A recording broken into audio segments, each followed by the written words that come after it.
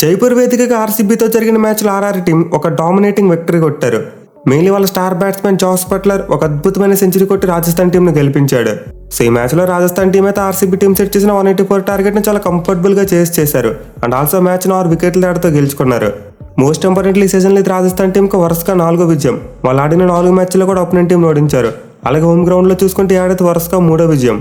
So ప్రస్తుతం IPL 2024లో అయితే RR team చాలా డామినెన్స్ కనబరుస్తుంది. అదే ఆర్సీబీ టీం చూసుకుంటే ఏడాది 4వ ఓటమిని మూట కట్టుకున్నారు. మోస్ట్ ఇంపార్టెంట్లీ మ్యాచ్లో ఓడిపోవడం వాళ్ళకి హ్యాట్రిక్ ఓటమే. సో ఈ మ్యాచ్లో రెండు టీంల యొక్క పెర్ఫార్మెన్స్ క్వైట్ ఆపోజిట్గా ఉంది. ఇన్ఫాక్ట్ మ్యాచ్ రాజస్థాన్ రాయల్స్ మరియు విరాట్ కోహ్లీ మధ్య జరిగిందని చెప్పుకోవాలి. ఎందుకంటే ఆర్సీబీ టీంలో కోహ్లీ తప్పితే ఇంకెవరు కనబడలేదు. మిగతా వాళ్ళంతా ఏదో టీంలో ఉండాలి కాబట్టి ఉన్నారు అన్నట్టు సిచ్యువేషన్ ఉంది. సో ఈ మ్యాచ్లో అయితే కోహ్లీ 1 మ్యాన్ షోతో సెంచరీ కొట్టినా ఆర్సీబీ టీం గెలవలేదు. అండ్ దీనికి ఆబ్వియస్ రీజన్ వాళ్ళ మిగతా బ్యాట్స్మెన్ దారుణంగా ఫెయిల్ అవడం, అలాగే వాళ్ళ బౌలింగ్ యూనిట్ ఎప్పట్లానే చేతులు ఎత్తేయడం ఇదే జరిగింది. మెయిన్లో ఆర్సీబీ స్పిన్ అటాక్ అయితే పొరుగు దండాలు పెట్టేయచ్చు. అసలు ఈ మ్యాచ్లో వాళ్ళ స్పిన్నర్స్ ఎంత వరస్ట్గా బౌలింగ్ చేశారంటే అయితే ఫుల్ లెంత్ బాల్ వేయడం లేకపోతే షార్ట్ బాల్ వేయడం ఇదే చేశారు.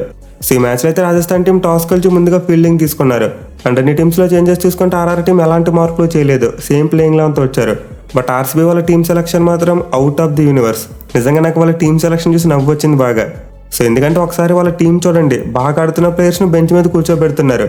టీంలో అసలు వీళ్ళు ఎందుకు ఉన్నారు అనుకున్న వాళ్ళని మాత్రం కంటిన్యూస్గా ఆడిస్తున్నారు. సో ఈ సీజన్లో మైపాల్ లాంబ్లర్ చూసుకుంటే ఆర్సీబీ టీం తరఫున అద్భుతంగా బ్యాటింగ్ చేస్తున్నాడు. తను ఆడిన 2 ఇన్నింగ్స్లో కూడా మంచి ఇంపాక్ట్ చూపించాడు. మెయిన్లీ సీజన్లో 50 యావరేజ్ మరియు 250 స్ట్రైక్ రేట్ మెయింటైన్ చేస్తున్నాడు. ఇన్ఫాక్ట్ లక్నో టీం అయితే చేసింగ్లో అందరూ ఆర్సీబీ బ్యాట్స్మెన్ దేకేస్తుంటే అతను మాత్రం నిలబడి చితక్ కొట్టాడు.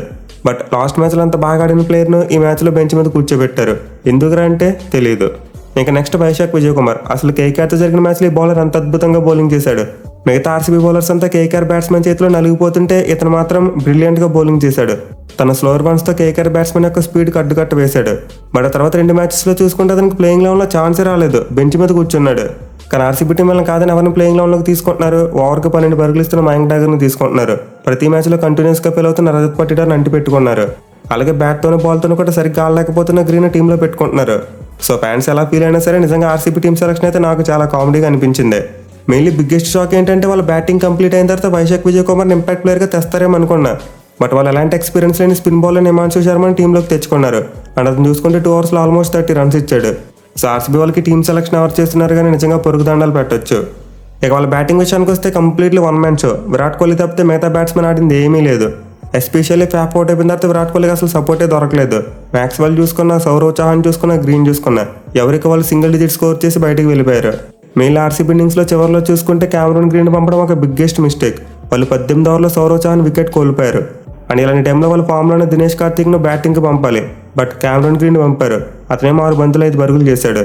సో ఇవన్నీ అయితే నిజంగా చాలా సిల్లీ మిస్టేక్స్లో అనిపిస్తున్నాయి. ఇక కోహ్లీ సెంచరీ విషయానికి వస్తే అతను బాగా బ్యాటింగ్ చేసినా సరే సెల్ఫిష్ నాక్ అంటున్నారు. మిగతా ఆర్సీబీ బ్యాట్స్మెన్ అంతా ఫెయిల్ అవుతుంటే అతను వంటి చేతి ఇన్నింగ్స్ నిలబెట్టాడు. బట్ స్టిల్ విరాట్ కోహ్లీ చాలా స్లోగా బ్యాటింగ్ చేశాడు. ఇంకా ఫాస్ట్గా ఉంటే 200 వచ్చేదని చెప్పి చాలా మంది అప్పుడే కామెంట్స్ చేయడం మొదలు పెట్టేశారు.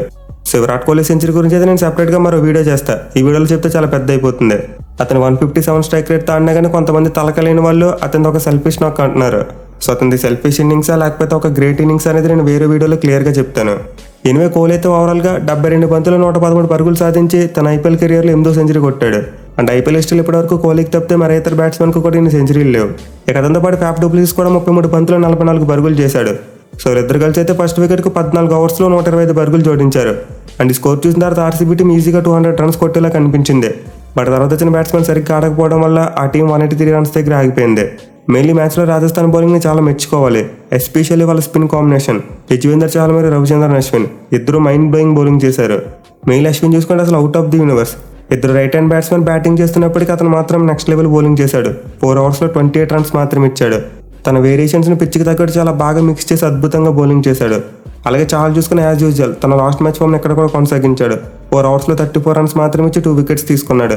మెయిన్ అతను డు ప్లెసిస్ వికెట్ తీయడం వల్ల ఆర్సీబీ టీంకు గండి పడింది. సో ఆర్ఆర్ బౌలింగ్ యూనిట్లో వాళ్ళ స్పిన్నర్స్ అయితే చాలా ఎఫెక్ట్ చూపించారు. ఇక వీళ్ళతో పాటు నాండ్రే బర్గర్ కూడా చాలా మంచి బౌలింగ్ చేశాడు. ఫస్ట్లో పవర్ ప్లే అతను చితక్ కొట్టినా నెక్స్ట్ మాత్రం బ్రిలియంట్గా కంబ్యాక్ ఇచ్చాడు. మెయిన్ డెత్ ఓవర్స్లో చాలా తక్కువ రన్స్ ఇచ్చాడు. ఇన్ఫాక్ట్ ఆల్ ఇంపార్టెంట్ 19th ఓవర్లో అతను ఇచ్చింది కేవలం 4 పరుగులు మాత్రమే. అండ్ ఆల్సో మ్యాక్స్వెల్ అంటే ఒక పెద్ద బ్యాట్స్మెన్ క్లీన్ బౌల్ కూడా చేశాడు. సో ఓవరాల్గా ఆర్ఆర్ బౌలింగ్ యూనిట్లో వీళ్ళ ముగ్గురు కూడా star bowlers. Andre Burger, Ashwin మరియు చహల్ ముగ్గురు కూడా ఆర్సీబీ టీం స్కోర్ను 200 దాటనవ్వకుండా చేశారు. ఇక వాళ్ళ చేసింగ్ విషయానికి వస్తే రెండో బాల్కి జైస్వాల్ డెక్అవుట్. నిజంగా ఫస్ట్ ఓవర్లో రీస్టాప్లో మైండ్ బ్లోయింగ్ బౌలింగ్ చేశాడు. అసలు బాల్ని ఎలా స్వింగ్ చేశారంటే ఏదో టెస్ట్ మ్యాచ్లో ఫస్ట్ ఓవర్ చూసినట్టు అనిపించింది నాకు. బట్ ఈ ఫస్ట్ ఓవర్ తర్వాత ఆర్ఆర్ టీం మెల్లగా గేమ్లోకి వచ్చింది. ఆ తర్వాత జాస్ బట్లర్ మరియు సంజు శాంసన్ అద్భుతంగా బ్యాటింగ్ చేసి ఆ టీంని చాలా ఈజీగా గట్టెక్కించేశారు. మెయిన్లీ జాస్ బట్లర్ చూసుకుంటే ఫామ్లో లేని అతను ఈ మ్యాచ్లో 100 కొట్టాడు.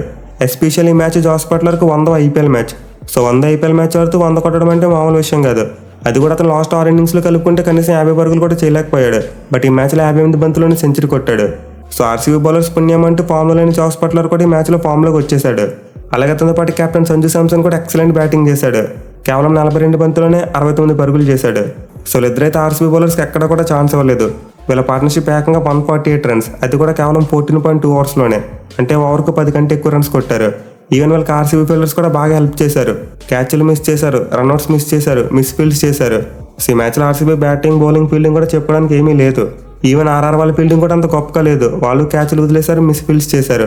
బట్ వాళ్ళతో పోల్చుకుంటే ఆర్సీబీ టీం ఇంకా వరస్ట్ సిచ్యువేషన్. ఎనివే చివరిలో అయితే మ్యాచ్ కొంతవరకు సాగింది. జాస్ బట్లర్ మరియు సంజు శాంసన్ బ్యాటింగ్ చేస్తున్నంతసేపు మ్యాచ్ 18 ఓవర్లకు అయిపోద్ది అనుకున్నాం. కానీ ఆర్ఆర్ టీం యొక్క చేసి లాస్ట్ ఓవర్ వరకు వెళ్ళింది. అండ్ దీనికి ఆబ్వియస్ రీజన్ వాళ్ళు చివరిలో వికెట్లు కోల్పోయారు. 69 పరుగులు కొట్టిన తర్వాత సంజు శాంసన్ సిరాజ్ బౌలింగ్ లోట్ అయిపోయాడు. అలాగే తర్వాత పరాగ్ చూసుకున్న, ధ్రువ్ చూసుకున్న ఇద్దరు కూడా సింగిల్ డిజిట్ స్కోర్కి అవుట్ అయ్యారు. సో ఆర్ఆర్ టీం క్విక్ టైంలో 3 వికెట్లు కోల్పోవడం వల్ల చివరిలో వాళ్ళకి కొంచెం లేట్ అయింది. ఈవెన్ చివరిలో జాస్ బట్లర్ సెంచరీ కొడతాడా లేదనేది కూడా చాలా డౌట్గా మారింది. ఎందుకంటే షమ్రాన్ ఎట్మర్ వచ్చి 2 బౌండరీస్ కొట్టేశాడు. మెయిన్లీ బట్లర్ 93 పరుగుల దగ్గర ఉన్నప్పుడు ఆ టీం గెలవాలంటే 8 పరుగులు చేయాలి. అండ్ ఎగ్జాక్ట్లీ ఇలాంటి టైంలో ఎట్మర్ ఒక 4 కొట్టాడు. సో దీంతో బట్లర్కు సెంచరీ అవుద్దా లేదని చెప్పి డౌట్స్ వచ్చాయి. కానీ ఎట్మర్ సింగిల్ తీసి బట్లర్కు స్ట్రైక్ అవ్వడం, అండ్ బట్లర్ మళ్ళీ సింగిల్ తీసుకుని నెక్స్ట్ ఓవర్ ఫస్ట్ బాల్ని 6 కొట్టడం జరిగింది. సో జాస్ బట్లర్ అయితే నిజంగా ఈ మ్యాచ్లో ఒక బాస్లా బ్యాటింగ్ చేశాడు. ఇన్ఫాక్ట్ ఇన్నింగ్స్ ద్వారా ద బాస్ ఇస్ బ్యాక్ అని చెప్పుకోవచ్చు. ఇక ఆర్సీబీ బౌలింగ్ విషయానికి వస్తే పర్వాలేదు, పేస్ బౌలర్స్ కాస్త మెరుగ్గానే బౌలింగ్ చేశారు. బట్ స్పిన్నర్స్ మాత్రం నిజంగా 2 వరస్ట్ భయ్యా. హిమాంశు శర్మ చూసుకున్న, మయాంక్ డాగర్ చూసుకున్న, ఇద్దరు కూడా చాలా రన్స్ ఇచ్చారు. ఇన్ఫాక్ట్ వీళ్ళిద్దరు 4 ఓవర్స్లో 63 రన్స్ ఇచ్చారు. సో మీరు 184 రన్స్ టార్గెట్ని డిపెండ్ చేసుకుంటున్నప్పుడు 4 ఓవర్స్లో 63 రన్స్ ఇస్తే ఇంకేం గెలుస్తారు? అదే ఆర్సీబీ టీం హిమాంశు బదులు ఇంపాక్ట్ ప్లేయర్గా విజయ్ కుమార్ని తీసుకొస్తే పరిస్థితి వేరేలా ఉండేది. అఫ్కోర్స్ వాళ్ళు థింక్ చేసి ఉండొచ్చు, ఫస్ట్ ఇన్నింగ్స్లో ఆర్ఆర్ స్పిన్నర్స్కి మంచిగా బౌలింగ్ పడింది కదా, మన వాళ్ళకి కూడా పడుతుంది, ఒక స్పిన్నర్ని తీసుకొద్దామని ఫీల్ అయి ఉండొచ్చు. బట్ యాక్చువల్గా చూసుకుంటే సెకండ్ హాఫ్లో డ్యూ వచ్చింది. అండ్ ఆల్సో ఆర్ఆర్ స్పిన్నర్స్ క్వాలిటీకి ఆర్సీబీ స్పిన్నర్స్ క్వాలిటీకి చాలా డిఫరెన్స్ ఉంది. బట్ పేస్ బౌలర్స్ చూసుకుంటే ఆల్మోస్ట్ అందరూ కూడా మంచి ఎకానమీ మెయింటైన్ చేయగలిగారు. మెరీ రీస్టాప్లో అయితే టాప్ బౌలర్ 4 ఓవర్స్లో 27 రన్స్ మాత్రమే ఇచ్చి 2 వికెట్స్ తీసుకున్నాడు. అలాగే సిరాజ్ మరియు గ్రీన్ కూడా బిలో 9 ఎకానమీతోనే బౌలింగ్ చేశారు. సో ఆర్సీబీ టీంకి వాళ్ళ స్పిన్నర్సే పెద్ద కన్నం పెట్టారు. వాళ్ళు 4 ఓవర్స్లో 63 కాకుండా 43 ఇచ్చిన మ్యాచ్లో పరిస్థితులు వేరేలా ఉండేవి. అండ్ ఆల్సో ఇంకో సర్ప్రైజింగ్ థింగ్ ఏంటంటే మ్యాచ్లో మ్యాక్స్వెల్ బౌలింగ్ చేయలేదు. సో ఈ సీజన్లో మ్యాక్స్వెల్ బ్యాట్తో ఫెయిల్ అవుతున్నప్పటికీ బాల్తో మాత్రం బాగా రాణిస్తున్నాడు. ఇన్ఫాక్ట్ అతను ఆర్సీబీ టీం తరపున టాప్ వికెట్ టేకర్, కానీ ఈ మ్యాచ్లో 1 ఓవర్ కూడా బౌలింగ్ చేయలేదు. సో మేబీ సంజు శాంసన్ మరియు బట్లర్ ఆడుతున్నప్పుడు ఇద్దరు రైట్ హ్యాండ్ బ్యాట్స్మెన్ కదా ఎందుకులని చెప్పి అనుకోవచ్చు. ఇద్దరు right hand batsmen off spinner bowling చేయడం అంటే కొంచెం కష్టం. బట్ మ్యాక్స్వెల్ ఉన్న ఫామ్కి డెఫినెట్లీ 1 ఓవర్ ట్రై చేసి ఉండాల్సిందే. ఇన్ఫాక్ట్ అశ్విన్ కూడా ఆఫ్ స్పిన్నర్ అయినప్పటికీ ఇద్దరు రైట్ హ్యాండ్ బ్యాట్స్మెన్కి మంచిగా బౌలింగ్ చేశాడు. సో ఫర్ షూర్ వాళ్ళు ఇంగ్ స్పిన్నర్స్ ఎక్కువ రన్స్కి వెళ్తున్నప్పుడు మ్యాక్స్వెల్కి 1 ఓవర్ ఇచ్చుంటే బాగుండేది. ఎనివే మనమైతే క్రెడిట్ ఖచ్చితంగా ఆర్ఆర్ బ్యాట్స్మెన్కి ఇవ్వాలి. వాళ్ళు నిజంగా చాలా మంచి కామ్ అండ్ కంపోజర్గా బ్యాటింగ్ చేశారు. ఎస్పెషల్లీ సంజు శాంసన్ ఆర్ఆర్ ఇన్నింగ్స్లో చాలా మంచి ఊపు తీసుకొచ్చాడు. ఇక ఈ మ్యాచ్లో సెంచరీ చెదరగొట్టిన జాస్ బట్లర్కు player of the match award దక్కింది. అలాగే మ్యాచ్ తర్వాత పాయింట్స్ టేబుల్ చూసుకుంటే ఆర్ఆర్ టీం టాప్లోకి వెళ్ళిపోయింది. వాళ్ళు ఇప్పుడు 8 పాయింట్స్తో నెంబర్ 1 ప్లేస్లో ఉన్నారు. కానీ ఆర్సీబీ టీం చూసుకుంటే వాళ్ళు 8వ స్థానాన్ని ఇంకా 10లం చేసుకున్నారు. 4 పరాజయాలతో ఇప్పుడు ప్లే ఆఫ్స్ రేస్ నుంచి చాలా వరకు తప్పుకోవడం మొదలుపెట్టారు. ఇక క్యాప్స్ విషయానికి వస్తే ఆరెంజ్ క్యాప్స్లో ఎలాంటి మార్పు లేదు. విరాట్ కోహ్లీ 316 పరుగులతో ఆరెంజ్ క్యాప్ను హోల్డ్ చేసుకుంటున్నాడు. బట్ పర్పుల్ క్యాప్ విషయానికి వస్తే మాత్రం చాలా ఈ మ్యాచ్లో 2 వికెట్లు తీసి లీడింగ్లోకి వచ్చేసాడు. ప్రజెంట్ అతను 8 వికెట్లతో పర్పుల్ క్యాప్ను హోల్డ్ చేసుకున్నాడు. సో ఈ వీడియో పెద్దదైపోతుందని చెప్పి నేనైతే విరాట్ కోహ్లీ సెంచరీ గురించి పెద్దగా డిస్కస్ చేయలేదు. బట్ కోహ్లీ సెంచరీ గురించి అయితే ఖచ్చితంగా డీటెయిల్గా మరో వీడియో చేస్తా. అండ్ మోస్ట్ లైక్లీ అది మార్నింగ్ పోస్ట్ చేస్తా. Thank you for watching. Have a nice day.